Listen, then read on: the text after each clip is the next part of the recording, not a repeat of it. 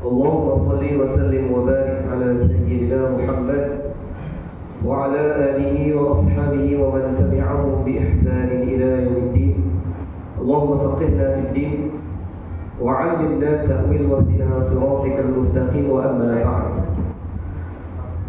Yang saya hormati lagi saya kasih barisan sah-sah pimpinan, pegawai-pegawai surau, ahli-ahli jawatan kuasa surau, sah-sah pimpinan, para imam, para muazzin, para asatizah, para imam, tuan-tuan guru, para alim ulama, pimpinan masyarakat setempat, hadirin dan hadirat, muslimin dan muslimat yang dimuliakan Allah sekalian.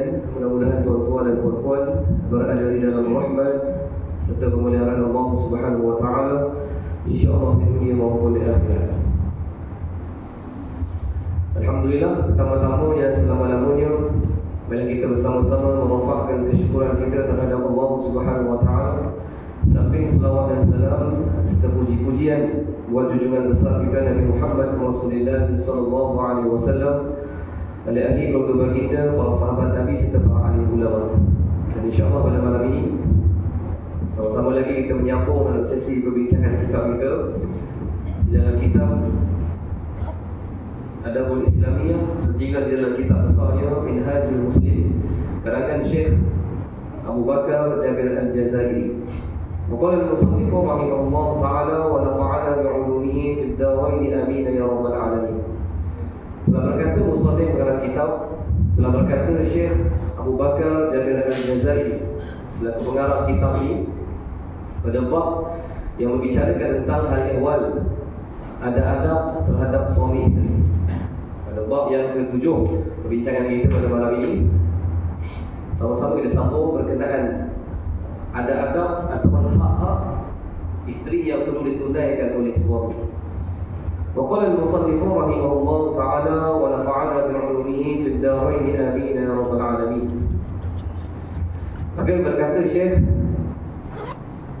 seperti mana kita bincangkan pada minggu lalu tentang dalil Quran dalam surah An-Nisa pada ayat yang ke-34, perbincangan berkenaan tentang kewajipan seorang suami apabila isteri berlaku nusyuz kepadanya. Apakah tindakan-tindakan yang perlu dilakukan oleh suaminya ketika mana isterinya telah berlaku nusyuz? Antaranya disimpulkan di sini seperti mana dalam Quran dalam surah An-Nisa pada ayat 34, Allah menyatakan, dan perempuan-perempuan yang kamu bimbang melakukan derhaka, yakni nusyuz kepada suaminya, hendaklah kamu menasihati mereka terlebih dahulu. Ini Quran sebut. Dan jika mereka degil, maka tinggalkanlah, dalam kata lain dipulaukannya, yakni mereka daripada tempat tidur. Dan kalau mereka masih degil lagi, keras kepala ke hati, maka pukul, atau dalam bahasa Kelantan katok dia. Mana katok tak boleh orang mati tu. Mana katok dia kena dalam keadaan mendidik dia. Pukul dalam keadaan mendidik. Dengan katanya pukulan yang ringan yang mana bertujuan mengajarnya sahaja. Kemudian jika mereka taat kepada kamu, mana kembali taat kepada kamu, iaitu suaminya, maka janganlah kamu pula mencari-cari alasan atau mencari-cari jalan untuk menyusahkan diri mereka.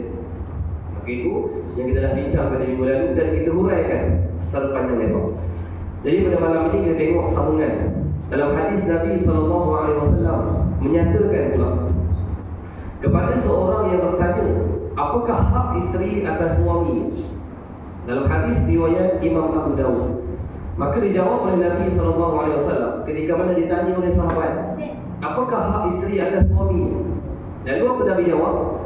An tut'imaha in ta'imta wa taksuha in iktasaita wa la tadribul wajha wa la tuqabbih wa la tahjur illa fil bait. Hendaklah kamu memberi makan kepadanya jika kamu makan, beri pakaian jika kamu berpakaian, jangan memukul mukanya. Alamak, ini kita bincang dulu dah. Nabi sebut wa la tadribul wajha, tak boleh kita memukul muka dia. Nampak? Nabi dah sebut anggota lain, tapi Nabi kata muka orang perempuan isteri ini tak boleh dipukul. Ini ramai-ramai orang pukul muka bini dia. Orang buka muka macam gini-gini dia buat muka bini, tak lain muka orang. Dia katak muka bini dia. Jadi muka orang perempuan tak boleh dipukul. Kerana di situlah terletaknya kecantikan dia. Bila kita tengok muka si kita cantik, tapi bila dah kena katok muka kawan, bodoh lah muka. Hidung saya ni, mata saya ni, dah lah kawan tu bulu kening dah. Dia tumbuk muka tu dah bengkok kening. Tak kaya macam tak tahu kaya orang ni tak. Jadi muka perempuan ni tak boleh dipukul. Pukul bahagian lain, anggota lain. Kemudian dia kata Nabi SAW, jangan memukul mukanya, wala tadribu wajha, wala tuqabbih, wala tahjur illa fil bait. Maka jangan kamu burukkan pribadi, kamu hina. Waktu mula-mula kahwin, semua benda manis. Muka cantik bagaikan bidadari syurga, haruman mulut bagaikan kasturi. Tapi bila dah kahwin, haruman mulut bau bangkai, kepala bau busuk, semua benda busuk. Muka elok-elok dulu bidadari syurga, sekarang jadi bidadari neraka. Itu kan tukar. Ini sebab apa? Bila benda awal kahwin, semua benda manis. Bila dah kahwin, semua benda jadi pahit. Kenapa? Di luar sana ada lagi lawa. Ini dia panggil nafsu. Kecenderungan kita pada dunia menyebabkan apa? Di luar sana lebih cantik berbanding yang ada di dalam. Mana yang haram lebih cantik pada yang halal. Sedangkan waktu sebelum kahwin kan haram. Sebelum kahwin kan semua cantik. Bila dah jadi halal ni, dah tidak cantik pula. Makna ada yang lebih cantik di luar sana, iaitu haram. Jadi itulah sifat tuan, dipanggil fitrah kemanusiaan kita. Yang mana Tuhan sebut, zuyyina lin-nasi hubbus syahawati minan nisa. Keinginan lelaki, para suami ataupun lelaki lah kita katakan, kecenderungan mereka ni ke arah memandang kepada kecantikan wanita. Jadi tak boleh lagi dah. Mata dia kat mana pun bila nak pandang kepala, mata mesti tengok sana dia. Dia tak boleh. Dia mata dia nak kata cacat dia tak. Nak ada jurin dia tak. Tapi itulah dia panggil nafsu bagi lelaki. Dia akan suka memandang kepada kecantikan. Kalau kata memandang ke alam ni, langit, itu biasa. Tapi kecantikan yang ada dalam dunia ni, yang Allah Ta'ala jadikan, iaitu pada diri wanita. Itu lain. Tak sama. Bila dia tengok wanita, perasaan dia lain. Tak sama macam tengok alam. Tengok pelangi yang cantik, tengok gunung ganda, perasaan dia lain. Tak sama. Dia tidaklah menimbul syahwat. Tapi bila tengok perempuan, perasaan syahwat tu datang. Nak kekang, nak goda, nak makan seorang. Semua perasaan dia panggil syahwat. Tapi kalau pandang gunung yang cantik, matahari yang lawa, di siang apa dia, waktu nak dapat terbenam dia, cantik kan? Tidak menimbulkan syahwat. Gairah tak ada, dia cuma tengok, oh cantiknya, tu boleh. Tidak seperti mana pandang wanita. Cantik, tergeram, dia lain lah. Dia tak sama macam orang yang memandang kecantikan alam ni. Jadi Nabi sebut, bahawa jangan kamu memburukkan pribadi ni. Biarlah kamu dah kahwin 10 tahun, 20 tahun, hatta kamu umur 60 tahun dah kamu kahwin, hatta kamu dah rokek, tak ada gigi dah, kamu jangan hina dia pribadi ni. Hatta dia, contoh ialah bila dah sampai usia-usia gini, usia-usia lanjut, kadang-kadang banyak yang dah telah dibuang. Antara ni nikmat yang ditarik, ada yang tak boleh nak makan macam-macam, tak pandai ini dan sebagainya kan, tak pandai nak bersama dah. Apa lagi? Hilang nikmat bersama. Apa dia? Pantang banyak lah maknanya. Banyak pantang.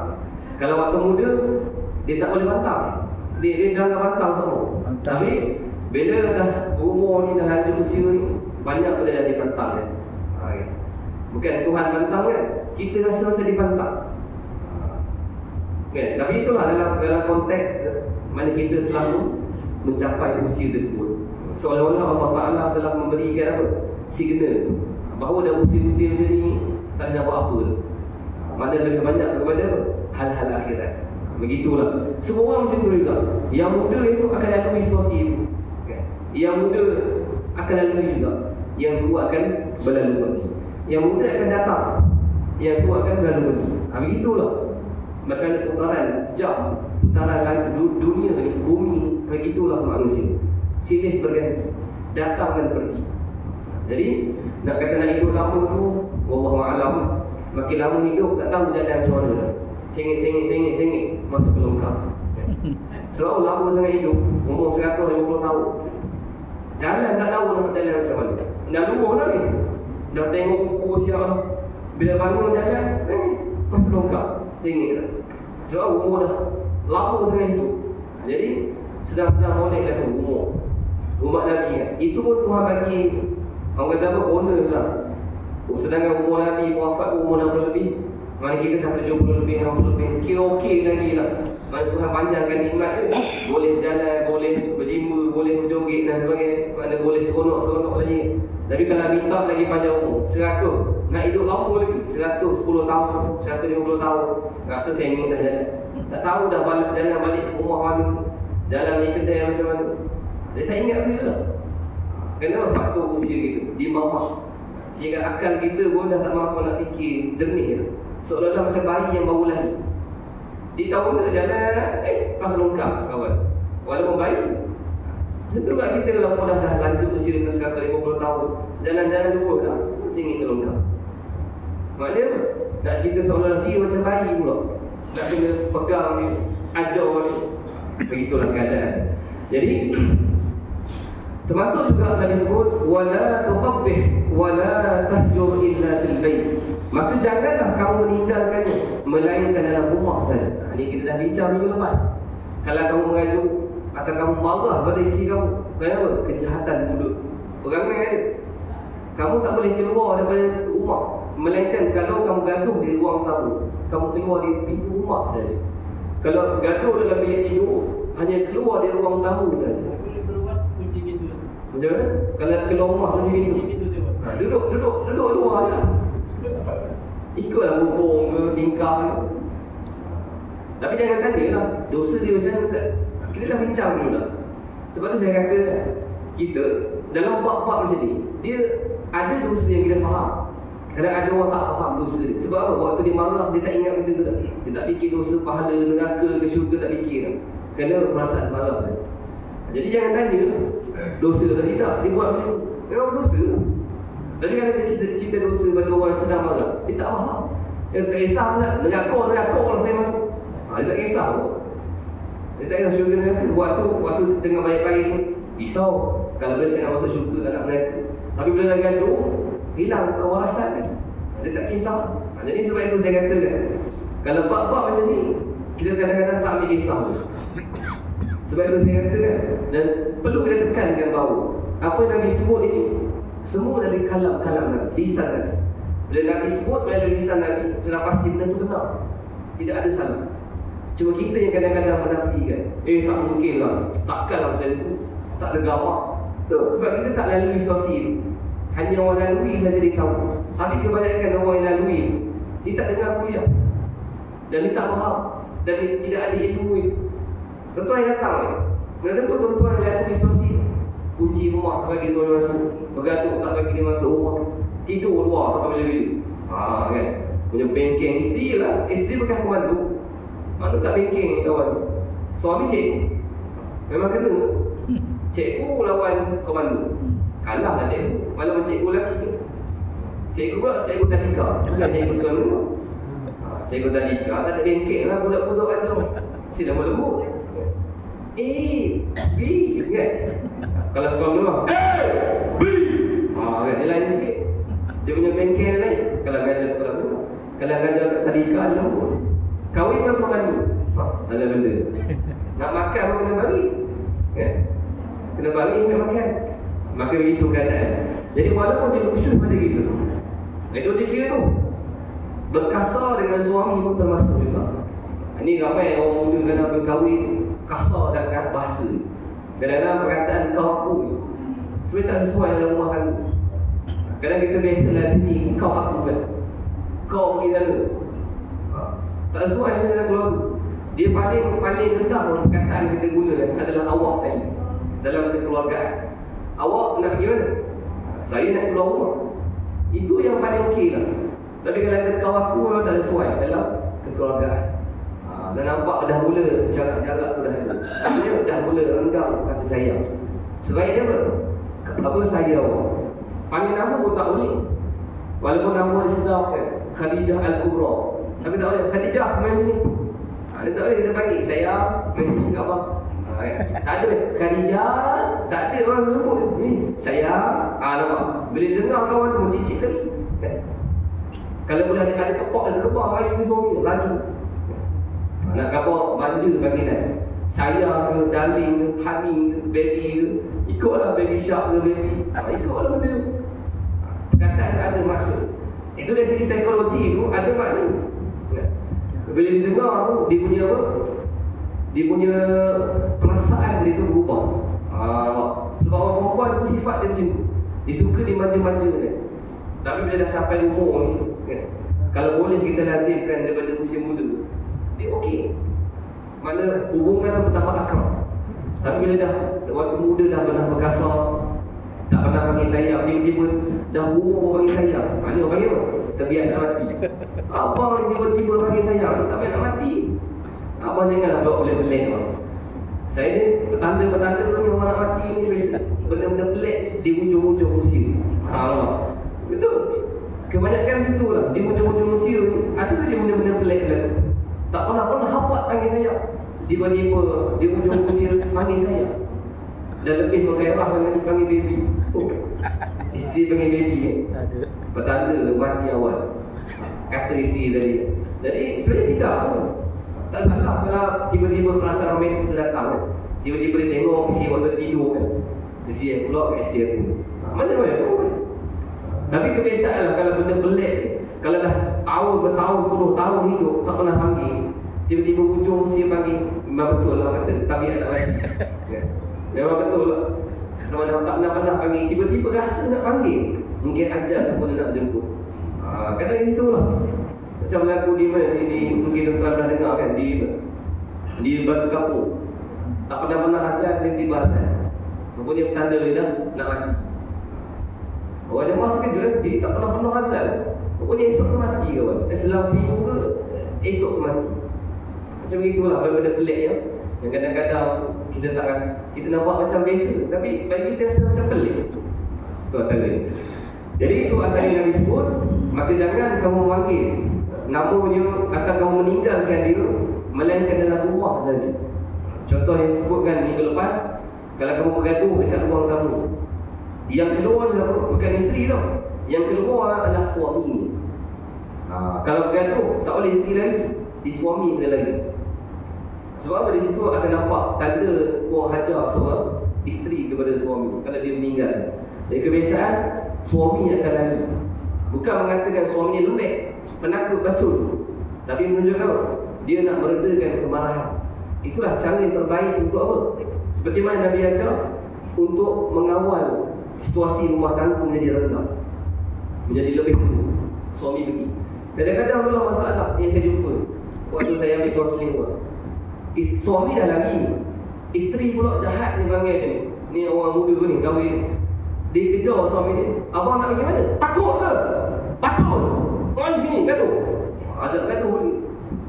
Kawan tu pukul lah pak.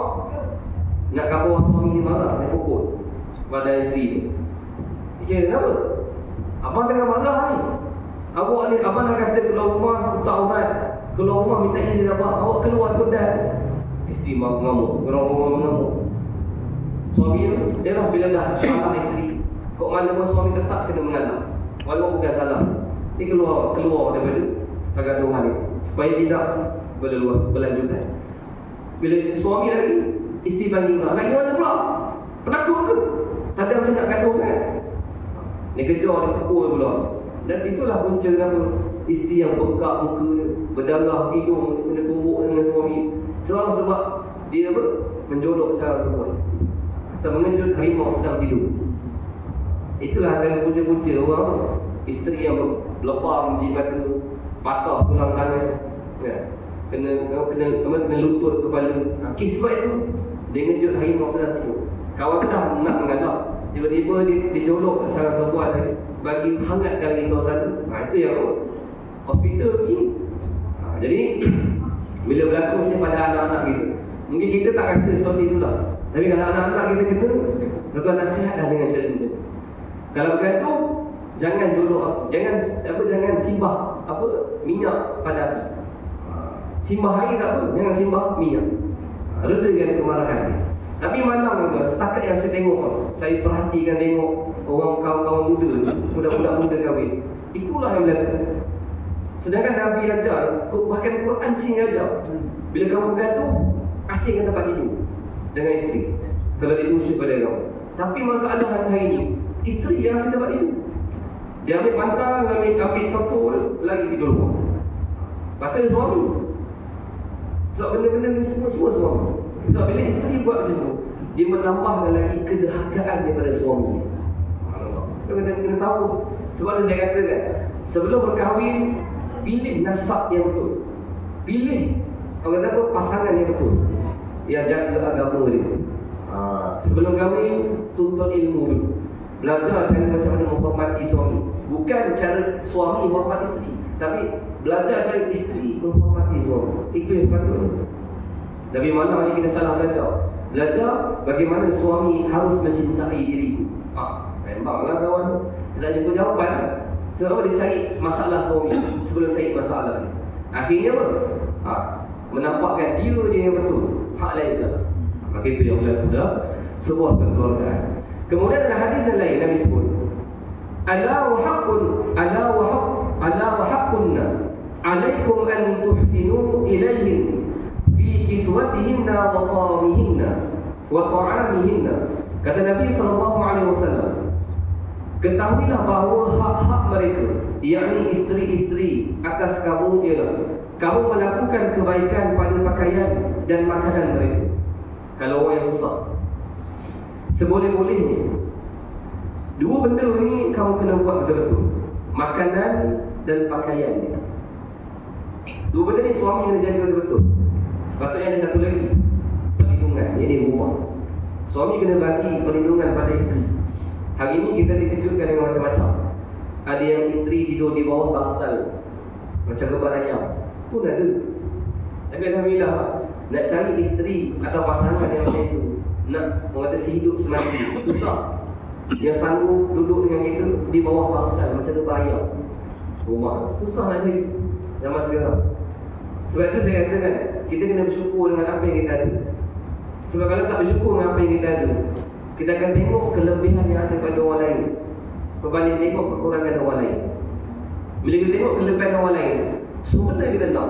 Sofa mahal, kulit lembu. Orang pakai kulit biawak ada kulit lembu. Kalau boleh nak upgrade kulit dinosaur, nak pakai apa mahal tu. Itu ni nak kejar lebih pada orang lain. Tapi dia lupa orang sebelah suami dia. Suami dia kerja apa? Cuci longkang, potong letak, potong sawit. Dia lupa tengok orang sebelah, tapi dia tengok orang lain. Ini punca kita bergaduh dengan pasangan kita. Kita jangan tengok bahagia orang lain, tapi tengok bahagia kita dengan cara kita.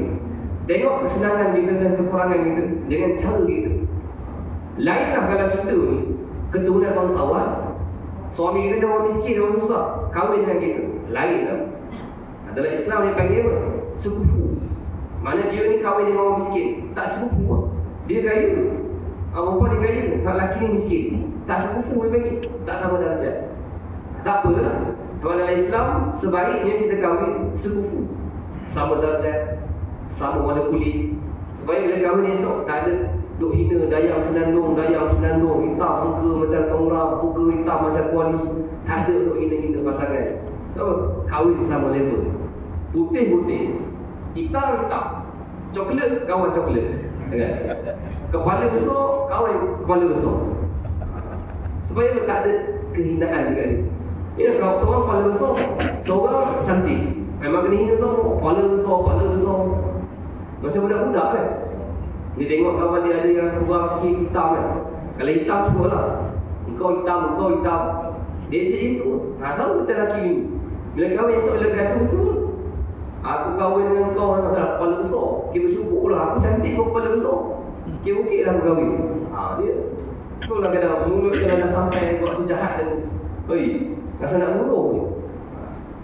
Cuma tak sampai tahap itu lah. Kalau jenis barang-barang, dia akan sampai tahap itu. Jadi sebab itu Nabi sebut, kalau pasangan yang berkahwin ini sekiranya berkufu, sekufu, sama darjat dan sebagainya. Dan yang perlu ketahui oleh suami, maka hak yang perlu dia jaga untuk isterinya adalah makanan dan pakaian. Supaya pakaian itu sentiasa tertutup aurat. Sebab itu yang lebih utama. Tak adalah isteri yang hidup dalam keadaan berbogel. makna pakai sigla semua hidup. Bila tanya mana baju, suami beli bagi hak ni. Tak boleh. Dia boleh tidak mesti ada baju yang tertutup. Kalau tak ada langsung, memang tak mahu beli, pakailah telekung. Kalau tak ada langsung, pakailah pinjam telekung semua. Supaya menutup semua ni. Pakai telekung semua jangan pakai hak warna putih. Pakai hak berwarna sikit lah. Kalau pakai warna putih, duduk bawah sinar matahari, nampak semua benda. Faham maksud dia? Kalau tak berkemampuan langsung, kalau berkemampuan, carilah pakaian yang menutup aurat. Sebab ini tugas suami. Sebab kalau suami tak beli pakaian yang selayaknya, maka suami akan dipersoalkan. Na'udzubillah. Ini kita bimbang. Kita nampak macam tak risau, sebab kita tak mati lagi. Tunggu mati esok, semua orang akan risau. Sebab bila kita mati esok, roh beserta jasad akan ikut sama-sama waktu berhimpun di padang mahsyar esok. Waktu mati ini ialah jasad terpisah daripada roh. Jadi seolah-olah tak ada rasa apa-apa. Sedangkan jasad dalam tanah ni sedang menggelupu. Roh yang sedang berkeliaran atas bumi dalam ketika itu tak lepas nak naik ke langit. Kenapa? Nak ngabarkan disiksa banyaknya dosa. Sebab tu kena ingat, bukan dosa kita dalam bab sembahyang je yang perlu kita risau. Hidup dalam keluarga pun kita kena risau dosa. Sebab dia antara dosa yang besar juga. Sebagai contoh, hidup dalam keluarga, dosa anak dengan mak, dosa anak dengan ayah, dosa anak lelaki dengan mak, dosa mana dalam suami, mana dalam konteks dia ni ada keluarga lain, ini mak ayah. Dosa suami dengan mak ayah, dosa isteri pula dengan suami, dosa anak dengan keluarga dia. Itu melibatkan apa? Hukum dalam ibadah. Sekiranya tak ada jaga benda tu, akan dia bertanggungjawabkan siapa? Semua suami yang kena. Isteri okey lagi selamat. Kenapa dia ada suami ni? Melainkan suami tak ada. Suami tak ada, dia kena jaga anak-anak tadi. Itu dia kena persoalkan juga. Macam mana anak ni kamu uruskan? Sebab dia sekata anak yatim. Salah kita uruskan dia, kita kena bimbang. Sebab tu saya kata kan, bukan ibadah yang perlu kita jaga, sembahyang, puasa, tapi ada lagi ibadah lain, iaitu apa? Keluarga. Yang perlu kita jaga ni. Sebab kadang-kadang kita pandang sambil lebar kan, kena hati-hati. Sebab itulah kadang-kadang menyebabkan habis pahala kita diambil oleh ahli. Ini Nabi sebut. Sekiranya ada ilmu, bukan akan cuba faham benda. Tapi kalau tak nak faham, tak ada buat apa. Kemudian, yang seterusnya, dalam sabda Nabi SAW yang lain, Nabi sebut, la yafraqu mu'minun mu'minah, ay la yubghiduha in kariha minha khalqan radiya akhar. Kata Nabi SAW, tidak harus bagi lelaki mukmin membenci perempuan mukmin, yakni suami isteri, saling membenci. Jika dia benci satu perangai daripadanya, mungkin ada perkara lain yang disukai. Allah, dalam kita buat sesi khidmat nasihat, kita mesti akan tanya dulu pasangan. Takkanlah salah satu punca sebab isteri malas masak, suami tu judge dia ni atau menghukumkan isteri ni adalah isteri yang lusus, isteri yang jahat selama-lamanya. Tak. Atau isteri kalau suami buat salah sikit, contohnya apa? Dia tak melayan kita. Kita nak minta beli handbag baru, tapi dia tak layan kita. Kena ada sebab-sebab. Mungkin dia tak nak cerita sebab tak ada duit, okay. Tapi dia sanggup diam daripada dia cakap sebab apa dia tak nak beli. Mungkin sebab dia tengok banyak lagi handbag, tapi minta lagi handbag. Kawan tu tengah sesak, dia senyap. Tapi kita marah dia kata apa? Sebab dia tak beli yang kita marah. Ini antara punca-punca. Nabi sebut, kalau kamu benci satu benda, kamu jangan lupa banyak lagi perkara-perkara baik yang dia buat. Antaranya apa? Isteri layan suami dengan baik, dia masak. Kerana satu hari tu dia tak masak, suami marah, hina, maki hamun dia, seolah-olah dia tak pernah masak sebulan lama. Tak boleh. Cari mudah je sifat. Kalau tuan sedang marah, kerana kan sebab-sebab kecil. Macam isteri tadi, kalau suami minta suami beli handbag, dia tak nak beli, kita marah sangat-sangat. Cuba kenangkan balik waktu marah. Adakah kemarahan itu menyebabkan dia tak pernah beli handbag langsung dan tak ada langsung kebaikan yang pernah buat? Maka inilah sebab-sebab kenapa Nabi SAW sebut dalam hadis yang lain, kenapa ramai wanita dalam neraka. Kerana salah satu sebabnya, wanita ini atau isteri ini marah pada suaminya, membenci suaminya, seolah-olah dia tidak berterima kasih kepada apa yang telah suami dia lakukan. Sedangkan yang dibenci itu hanyalah benda yang kecil. Hanya antara punca-punca. Kalau ibu-ibu tanya saya kenapa wanita ramai dalam neraka, salah satu sebab itulah. Tapi siapa boleh terima kan? Tak mungkin ada orang boleh terima benda. Ini kalam Nabi, bukan kalam kita, bukan kalam ustaz, bukan mulut-mulut ustaz yang cakap, tapi ini adalah mulut daripada Nabi SAW. Jadi perlu kita take note benda ini, perlu kita ambil tahu supaya kita tidak termasuk di kalangan orang-orang yang demikian. Sebab betul, kita ni rajin mengaji, kita rajin datang kuliah, kita rajin buat itu ini, pergi haji, pergi umrah, tapi ada benda yang kadang-kadang kita tak lepas pandang. Yang terlepas pandang adalah kadang-kadang kita tak nak beritahu. Sebab kita anggap saya tak macam itu, dan saya tidak mungkin akan jadi macam itu. Sama juga orang lelaki, kalau saya tidak macam itu, dan saya tak mungkin jadi macam itu. Sehingga kita tak nak peduli rumah saya. Kemudian Nabi sebut lagi, ada yang kamu benci, sedangkan itu adalah satu perkara daripada sisi buruk dia, sedangkan sisi baik dia banyak lagi perkara-perkara yang kamu sukai pada diri. Antaranya dia cakap baik, tak pernah marah, tapi disebabkan satu hal yang dia buat salah dia, kamu terus marah, benci dia. Maka kena ingat, waktu nak marah dia, kenangkan kebaikannya. Sebab tu saya katakan, kebaikan seseorang jangan kita kenangkan untuk diri sendiri, tapi kenangkan untuk apa? Orang lain. Kenangkan dengan orang lain punya kebaikan. Bila kita kenang kebaikan orang lain, insya-Allah kita akan kurang marah, kurang memikirkan keburukan orang lain, dan kita memikirkan keburukan diri. Kalau kita fikirkan kebaikan kita sendiri semata-mata, kita akan lupakan seluruh keburukan kita, dan kita akan nampak keburukan orang lain. Inilah menyebabkan kita sering tak puas hati dengan orang. Hatta kalau kata kawan, sesama kawan yang bergaduh, ini kan suami isteri, ini kan anak dengan mak ayah. Ya kan? Dosa itu lebih besar antara suami isteri ketika bergaduh. Dosa itu pun lagi besar sekiranya seorang anak bergaduh dengan mak ayah. Tak sama dosa besar seperti mana masyarakat bergaduh dengan masyarakat. Kawan-kawan kan, kawan-kawan ni boleh itu ini dan sebagainya, dia boleh berbaik dengan cara lain. Tapi suami isteri ni kalau bergaduh, kadang-kadang makan masa. Tapi sebaiknya bila makan masa tu mungkinlah tak lama, tapi bila bergaduh tu kadang-kadang impak dosa datang tu besar. Tu kesan buruk dia.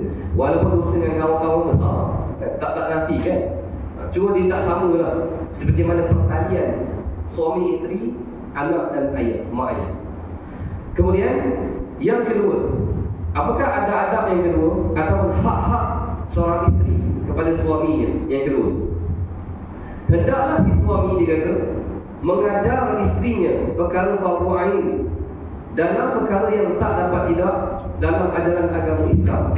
Sekiranya isteri tidak tahu atau membenarkannya pergi belajar di mana-mana majlis ilmu yang tidak bercampur antara lelaki dan perempuan, supaya dia dapat belajar dengan baik, kerana keperluan isteri bagi menambah ilmu pengetahuan agamanya dan membersihkan rohaninya tidak kurang daripada keperluannya kepada makanan, minuman dan pakaian yang semuanya wajib disediakan oleh suami kerana perintah Allah Ta'ala dalam surah At-Tahrim pada ayat yang ke-6.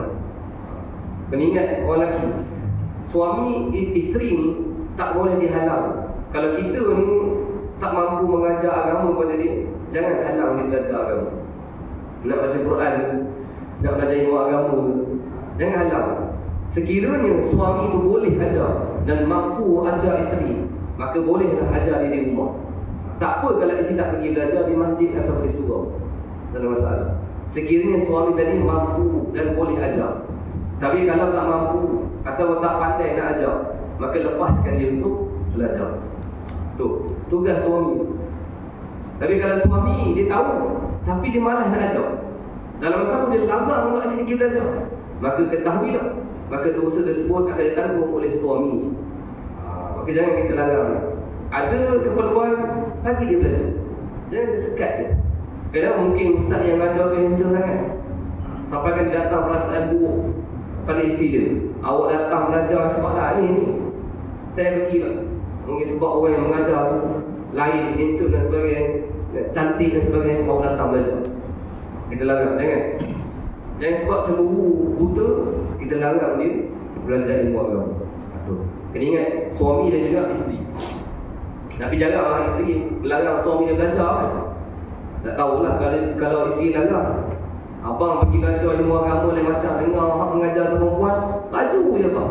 Selama saya hidup dengan abang belah-belah tahun, hak ustaz mengajar tak nak pergi. Tiba-tiba datang ceramah orang perempuan, ada je abang pergi belajar. Ni saya muskil. Itu je lah, mungkin pelik. Kebiasaan kalau ceramah perempuan, biasa orang perempuan dia datang muslimat je, tiba-tiba nak menyelik je. Ni pelik. Ini elok tak diselidik daripada dahulu sebelum dia dilepaskan. Takut jadi kerbau bandar kalau dia lepaskan. Kemudian yang seterusnya,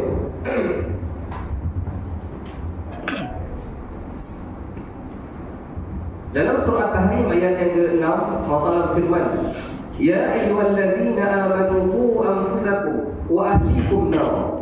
Wahai orang yang beriman, peliharalah diri kamu dan ahli keluarga kamu daripada bakaran api neraka, yakni melalui iman dan amal. Dan amalan soleh memerlukan ilmu dan ma'rifah, sehingga dapat dilakukan segala jenis amalan yang soleh secara yang dikehendaki oleh syarak. Ayat diuraikan dalam ayat Quran ni. Maknanya apa? Seseorang itu kalau nak menyekat ahli keluarga, atau menghalang ahli keluarga, atau melindungi ahli keluarga daripada memasuki neraka, maka adalah mesti dengan cara memiliki ilmu pengetahuan. Sebab kadang-kadang orang yang masuk neraka kerana apa? Jahil. Makna dalam bahasa Melayu yang kasar adalah bodoh. Makna tak tahu benda, tak nak belajar, malas. Ini menyebabkan apa? Mereka mendiami neraka. Kerana syarat orang yang masuk syurga juga, dia mesti ada ilmu. Kerana Imam Ghazali sebut dalam kitab Minhajul Muslim, kata Imam Ghazali, orang yang nak melaksanakan ibadah ni, dia wajib kena ada ilmu. Dia tak boleh semayang 24 jam, beramal 24 jam tanpa ada ilmu. Dia mesti ada ilmu, baru dia tahu sebab apa dia takbir, sebab apa dia berzikir, kenapa dia berzikir, siapa yang untuk dizikirkan, baru dia tahu. Tapi itulah, bila tak ada ilmu, segala ibadah yang dia buat hanyalah mengikut saja, taklid membabi buta. Ikut dia, orang semayang, dia semayang, orang zikir, dia zikir, orang ngaji, dia ngaji, tanpa dasari dia dengan ilmu, sebab dan munasabahnya. Maka kata Imam Ghazali, orang yang beribadah tanpa ilmu, ibarat kata dia tak dapat apa-apa. Dia mesti kena ada ilmu, baru dia tahu. Sebab tu saya sebut dulu dah, seseorang yang nak beribadah ni, mestilah tujuan ibadah dia kerana nak mendapatkan keredaan Allah Ta'ala. Pahala ni asbab. Kita beramal, Allah Ta'ala bagi gaji pada kita, pahala. Tapi yang lebih besar yang kita nak adalah keredaan. Seperti mana seorang bekerja dengan bos dia, gaji itu adalah apa? Itulah usaha yang dia dibuat. Tapi yang perlu diambil berat pada adalah bos suka atau tidak pada dia, caknya atau tidak pada dia. Kadang-kadang ada bos yang benci pada kerja dia. Dia kerja macam biasa, tapi kadang-kadang bos ni musuh dengan dia. Jadi kalau boleh kita nak bos tu suka dengan apa yang kita kerjakan, usahakan, supaya tidak ada unsur-unsur dengki. Begitu saja kita sebagai ahli ibadah, semayang siang malam, tanpa kita mengharapkan, walaupun kita nakkan pahala tu sebagai salah satu pembina semangat untuk itu, kerana dibayar gaji berupa pahala kan. Jadi hadiah yang paling besar pada adalah syurga. Nak dapat syurga apa dia? Mestilah sesuatu Allah Ta'ala ni suka. Bos suka pada anak buah. Sama juga macam bos kalau kita bekerja dengan dalam organisasi kan. Kalau dapat tiket percuma bercuti kan, mesti bos suka dengan itu. Kadang-kadang ada bos tak ajak kita pergi bercuti. Sebab apa? Sebab bos tak suka dengan pekerja dia. Pekerja lalai, malas dan sebagainya, lambat. Jadi bos tak buat macam tu. Sekiranya bos suka pada dia, bos akan apa? Sponsor dia bercuti. Ini dia bagi tiket. Dalam konteks kita beribadah pada Tuhan, Allah Ta'ala bagi syurga. Itu tiket dia, mana bercuti di syurga. Itu dalam konteks beribadah kepada Khalik. Ini kita beribadah kepada bos, makna kerja untuk bos. Kalau dalam konteks manusia, organisasi. Jadi itulah yang disebut hidup. Sebagaimana kita dapatkan ilmu dari, mestilah seseorang itu kena belajar. Bila belajar dia akan dapat ilmu. Dengan ilmu tadilah dia akan beribadah semampu mungkin melalui ilmu yang dia belajar. Maka dengan ilmu yang dia belajar tadi, maka ibadahnya tadi akan lebih bagus. Dengan ilmu juga dia boleh mengajak ahli keluarga dia kepada perkara-perkara kebaikan. Ini maksud suami yang sekiranya kalau ada ilmu. Kalau tak ada ilmu, maka dialah punca kenapa ahli-ahli keluarga dia masuk dalam neraka. Kalau suami yang tak pernah mengajar ilmu agama pada ahli keluarga dia, anak tak pernah ajar semayang, isteri tak pernah langsung tengok semayang, sepanjang masa dia tanya, awak semayang? Tak semayang. Darah masa lagi berdarah. Tahun depan tanya lagi, bulan depan tanya lagi semayang. Bulan kedua tanya lagi, sampai setahun. Tu maknanya tak pernah langsung, tak semayang lewat. Dia kata sebab apa? Semua mana darah semua lah. Sedangkan kawan tu dah tak ada darah dah, dia bawa darah lagi. Waktu dah suci dah, tapi dia kena apa? Jahil. Tak tahu bila masa suci, bila masa kotor. Ini adalah sebabnya. Jadi semua itu akan digalas oleh bahu suaminya juga. Beban akan digalas suami. Sebab bila isteri jahil, isteri akan arah pada suami, abang, macam mana saya ni bang, boleh semayang tidak? Saya kata, abang tak tahu. 2 kali 5 jahil. Siapa yang berdosa? Suami yang akan tanggung dosa. Jadi dalam hari ini, sama ada suami yang pergi belajar. Kalau suami cemburu kuat, dia pergi belajar. Kalau cemburu pada isteri dia. Kalau dia ni okey, maka lepaskanlah isteri untuk belajar ilmu agama. Supaya apa? Beban tadi tak dipikul oleh suami. Apa dia? Dosa yang banyak. Jadi kena hati-hati. Nak jadi suami ni kena ada ilmu, nak jadi isteri pun kena ada ilmu, nak jadi mak kena ada ilmu, nak jadi ayah kena ada ilmu, nak jadi apa? Bujang pun kena ada ilmu juga. Nak jadi janda, duda pun kena ada ilmu juga. Dia tak boleh duda.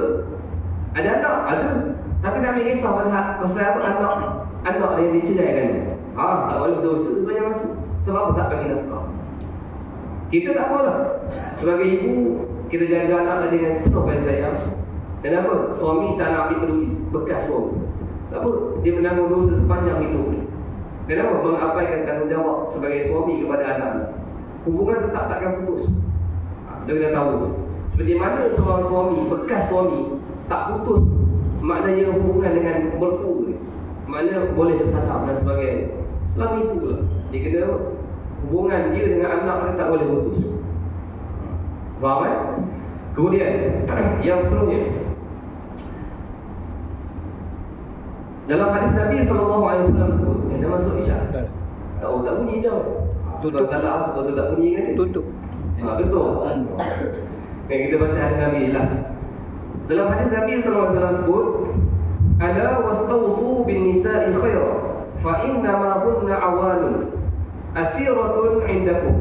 Hadis muttafaqun alaih. Hadis sahih. Nabi sebut, ingatlah dan hendaklah kamu bergaul baik dengan isteri-isteri kamu, kerana sesungguhnya mereka adalah seolah-olah orang tawanan di bawah kuasa kamu.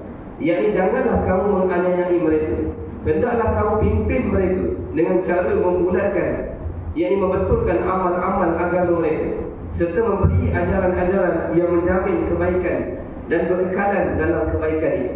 Maka ni hadis Nabi sebut yang panjang sedikit. Nabi pesan pada kita bahawa isteri kamu ni bukanlah orang gaji, dan dia bukan orang suruhan, tapi dia seolah-olah dia ni orang tawanan kamu. Mana tawanan itu macam mana? Di bawah kekuasaan kamu. Kamu boleh kawal dia sesuka hati kamu, tapi tak boleh kawalan kamu itu menyakiti mereka. Seperti mana kafir zimmi yang duduk di bawah pemerintahan negara orang Islam. Tak boleh dia sakiti dia, menyakitkan perasaan dia, pukul dia. Haram. Sama juga isteri, kita menyeksa dia, tak boleh, dosa seorang suami. Dan insyaAllah kita akan sambung nanti perbincangan itu pada minggu akan datang. Kita uraikan lebih panjang sedikit. Wallahu ta'ala alam. Segala yang baik datang kepada Allah subhanahu wa ta'ala. Segala lemah dan kurang datang kepada kelemahan dan segala kekurangan saya sendiri. Alhamdulillahillazi hadana li hadza wa ma kunna linahtadiya laula an hadana Allah. Sallallahu ala sayyidina Muhammad wa ala alihi wa sahbihi wa sallam. Walhamdulillahi rabbil alamin. Wassalamualaikum warahmatullahi wabarakatuh.